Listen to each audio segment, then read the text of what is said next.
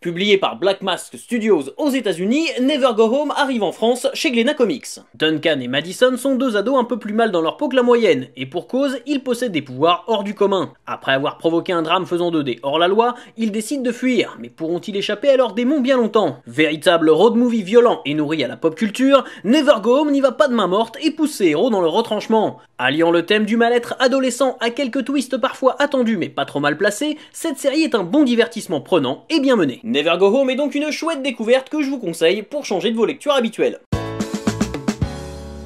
Salutations!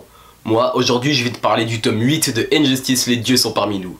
Et il est encore meilleur que le précédent. Moi qui pensais que j'avais ici le tome final de la série, j'ai été très agréablement surpris de voir un petit à suivre dans le tome 9 à la fin. Avec cette année qui, je le rappelle, est placée sous le signe des divinités, ce tome présente un Superman mis à mal par les dieux grecs qui veulent reprendre ce qui leur revient de droit. Et ce tome est absolument épique!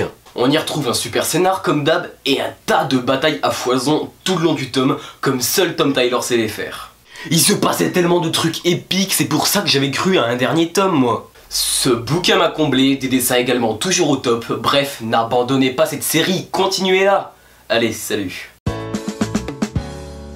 Décidément, Mark Millar sait choisir ses associations lorsqu'il s'agit de créer un comics pour le Millar World. Dans Reborn, qui est sorti il y a quelques semaines chez Panini Comics, il s'est associé à l'immense Greg Capullo. Que se passe-t-il lorsque la vie quitte notre corps? Que se passe-t-il une fois que la mort vient nous chercher? C'est une question qu'on s'est déjà tous posée et c'est le point de départ du comics de Mark Millar et de Greg Capullo. Bonnie est une très vieille dame qui, dès les premières pages, va passer de vie à trépas. Et elle va se réveiller dans son corps, le corps qu'elle avait quand elle avait 20 ans, dans un univers absolument immense, peuplé de monstres, de gentils, de méchants, une sorte d'univers un peu d'héroïque fantasy.